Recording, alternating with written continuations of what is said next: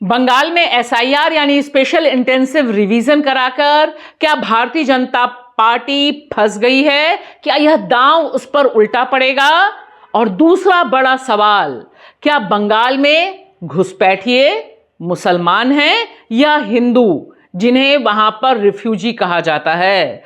और तीसरा बड़ा सवाल कि एसआईआर को जिस मकसद से पश्चिम बंगाल को निशाना रख के किया गया, क्या वह मकसद हल हो रहा है या कुछ दूसरी तस्वीर निकल रही है? ये तीन सवाल इस समय सिर्फ पश्चिम बंगाल में होने वाले चुनाव के मद्देनजर इंपॉर्टेंट नहीं है। दरअसल यह 12 राज्यों में जो एसआईआर चल रहा है उस पर बड़ा सवाल पेश कर रहे हैं। और ठीक उस समय जिस समय सदन के भीतर एसआईआर को लेकर गर्मा गर्म बहस चल रही है और बड़े बड़े खुलासे हो रहे हैं, यह टटोलना जरूरी है कि पश्चिम बंगाल की जमीन पर बीजेपी और आरएसएस कितना फायदा उठा पाएगी स्पेशल इंटेंसिव रिवीजन यानी वोटर लिस्ट की शुद्धि से।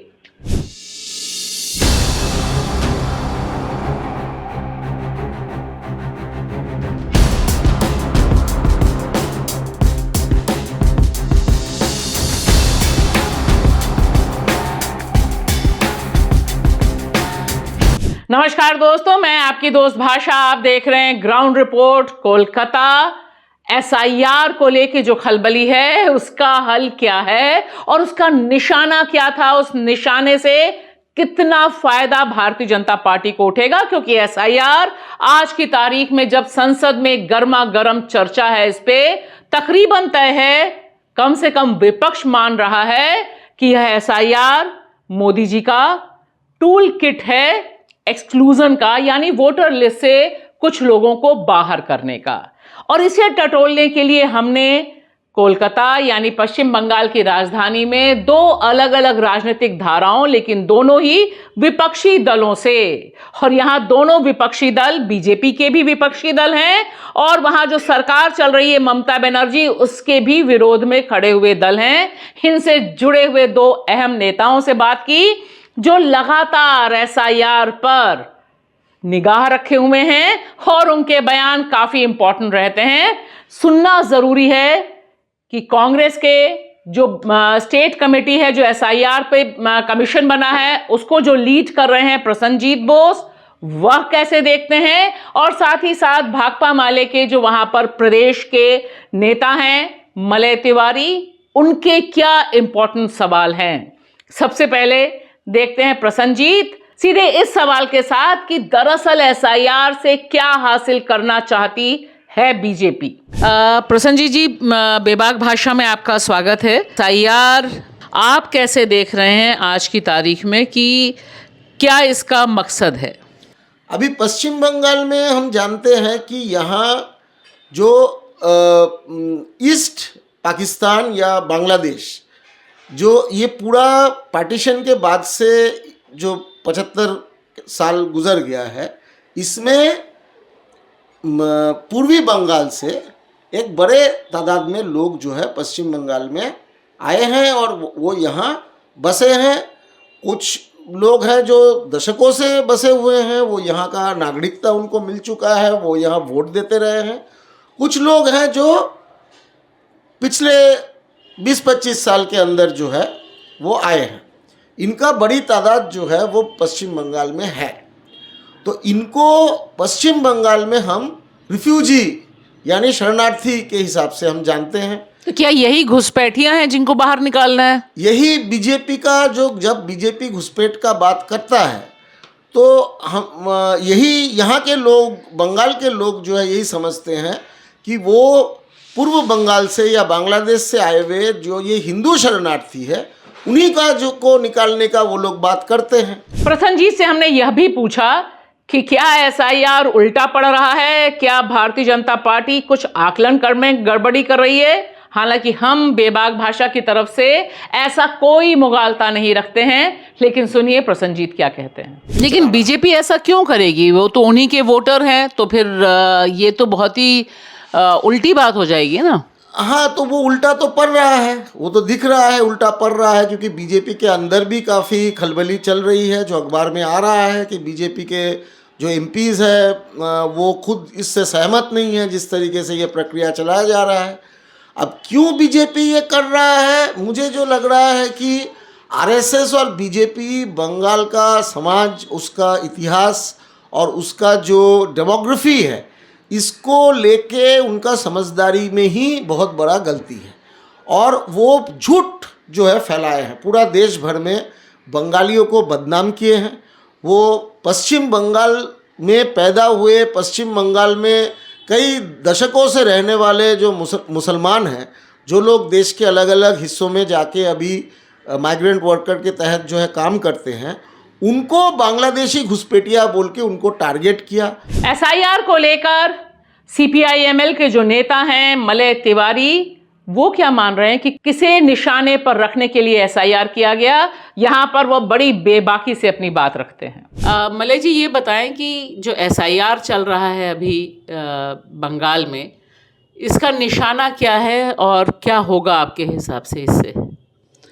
ऐसे तो निशाना तो जो बंगाल का जो प्रांतिक जो पीपल है और जो संख्यालघु मुस्लिम कम्युनिटी है, उन लोगों को एक परमानेंट थ्रेट में रखना ही उन लोगों का मेन पॉलिटिकल जो गोल है। उन लोगों का जो एक परमानेंट थ्रेट, उन लोगों का डिसएनफ्रेंचाइज करने का, वोटर लिस्ट से बाहर करने का, और उसके बाद उन लोगों को एकदम देश की बाहर बांग्लादेश में फेंक देने का जो बोल ही रहा है यहाँ का जो बीजेपी का जो लीडरशिप है, उन लोग बोल ही रहा है। तो ये एक परमानेंट थ्रेट उन लोगों का।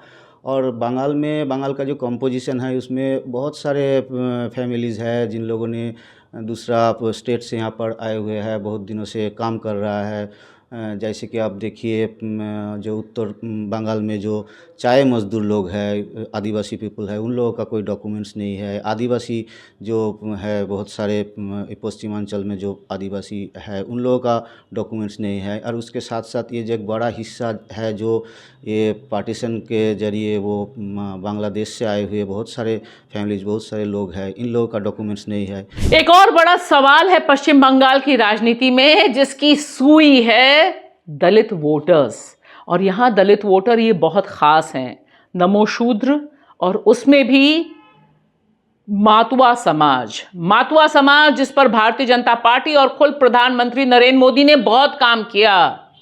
जब पिछला चुनाव था तब वो मातुआ समाज को प्रभावित करने के लिए बांग्लादेश तक चले गए थे, मातुआ समाज के मंदिर में जाके पूजा अर्चना की थी। और हैरानी की बात नहीं है कि मातुआ समाज का जो डोमिनेंस है, वहां से जो सीटें हैं, दोनों अहम सीटें भारतीय जनता पार्टी की झोली में हैं। इसे कैसे देखा जा रहा है, कांग्रेस और सीपीआईएमएल कैसे देख रही है, यह देखना काफी दिलचस्प है। लेकिन मतुआ समाज तो, उस पर तो बीजेपी का काफ़ी असर है, और मोदी जी ने पिछले चुनाव में भी, चुनाव के दौरान बांग्लादेश जाकर उनके मंदिर में भी पूजा अर्चना की थी और काफ़ी उसका फ़ायदा भी हुआ था उनको। तो मतुआ कम्युनिटी पिछले 2 लोकसभा चुनाव में जो है, मतुआ कम्युनिटी का एक बड़ा हिस्सा बीजेपी को वोट किया। शांतनु ठाकुर जो बीजेपी का एमपी है, वो बोनगा लोकसभा से है, राणाघाट का लोकसभा, जो ये दोनों ही शेड्यूल कास्ट रिजर्व कॉन्स्टिट्यूएंसीज हैं। तो इन दोनों में से ही बीजेपी का अभी भी बीजेपी का एमपी है। तो अभी ये एसआईआर होने से जब इनका वोटर लिस्ट से नाम बाहर होने का संभावना हो रहा है, तो ये मतुआ समाज देख रहा है कि बीजेपी उसके साथ गद्दारी किया है। बीजेपी उसका वोट बटोरने के लिए सीए का बात किया, लेकिन उसके बाद जब वो बीजेपी को वोट दिया तो एसआईआर नाम का नया प्रक्रिया चला के इनका वोटर लिस्ट से नाम बाहर करने का एक जो है मुहिम अब चुनाव आयोग के जरिए बीजेपी। लेकिन बीजेपी बांग्लादेश से आए हुए जो पीपल है, उनमें से तो नमोशूद्र कम्युनिटी सबसे बड़ा कम्युनिटी है। उन लोगों को ही एक्चुअली डिवीज़न हुआ है, ये जो पार्टीशन के जरिए उन लोगों का ही डिवीज़न हुआ है उस कम्युनिटी का। वो तो हिंदू है ना। तो ये एक तो सवाल है कि हिंदू है या नहीं है। मतुआ कम्युनिटी खुद को एक अलग कम्युनिटी के रूप से उन लोग देखते हैं, फिर भी हिंदू का ही एक सेक्ट है, इस टाइप का भी कुछ लोग कहते हैं। तो ये एक भीतर की तो एक सब्जेक्ट है। लेकिन वो बीजेपी के सपोर्टर भी तो हैं। हाँ, वो तो सब पार्टी का ही सपोर्ट है, ऐसा कोई बात नहीं है कि एक टाइप का होमोजीनियस कम्युनिटी है पॉलिटिकली, एक ही पार्टी का सपोर्टर है, इस टाइप का तो नहीं है। एक बड़ा कम्युनिटी है, उनमें से बहुत सारे पॉलिटिकल पार्टी, जितने पॉलिटिकल पार्टीज है सब लोगों का सपोर्ट है। हम लोगों का भी बहुत सारे लड़ाकू जो ये जो मास है, ये तो एक बहुत दिनों से लड़ते हुए एक मास बेस है ये नमोशूद्र कम्युनिटी, तो सब पार्टी का ही है। और एक समय नमोशूद्र तो कमेटी कितना संख्या होगा इनका? बड़ा संख्या है नमोशूद्र कम्युनिटी। एक्चुअली यहाँ का जो सेकंड थर्ड लार्जेस्ट जो शेड्यूल कास्ट कम्युनिटी है बंगाल का, और शायद 11% वोटर, टोटल वोटर का वेस्ट बंगाल का टोटल वोटर में से 11% वोटर नमोशूद्र कम्युनिटी से आते हैं। 11%। क्या बंगाली गरिमा, बंगाली प्राइड, बंगालियों को जो पूरे भारत में प्रताड़ित किया गया भारतीय जनता पार्टी और उनके अनगिनत संगठनों के द्वारा, वह कोई चुनावी मुद्दा बनेगा? कम से कम कांग्रेस तो ऐसा सोचती है। और यहां जो जिक्र है सोनाली बीबी का, वह बहुत इंपॉर्टेंट है, क्योंकि जिस तरह से एक ह्यूमन ट्रेजेडी हमारे सामने हुई, वीरभूमि की रहने वाली यह महिला, प्रेग्नेंट महिला, उन्हें उठाकर गुड़गांव से फेंक दिया गया बांग्लादेश में, और उसके बाद हाई कोर्ट, फिर सुप्रीम कोर्ट के कहने पर लाया गया भारत। क्या यह एक बड़ा मुद्दा बन सकता है? लाख टके का एक ही सवाल है कि एसआईआर और एसआईआर के निशाने पर जो घुसपैठिया है पश्चिम बंगाल में, वह घुसपैठिया या शरणार्थी जिसे कहते हैं, जिसे रिफ्यूजी कहते हैं, जिनके कैंप्स हर जगह हैं, क्या वह रिफ्यूजी जिसमें 99% हिंदू हैं, वह बीजेपी के निशाने पर हैं, या मकसद कुछ और है? क्योंकि पत्ते अभी पूरे खुले नहीं हैं, इसलिए पिक्चर बाकी है। निगाह बनाए रखिएगा हमारे साथ। शुक्रिया।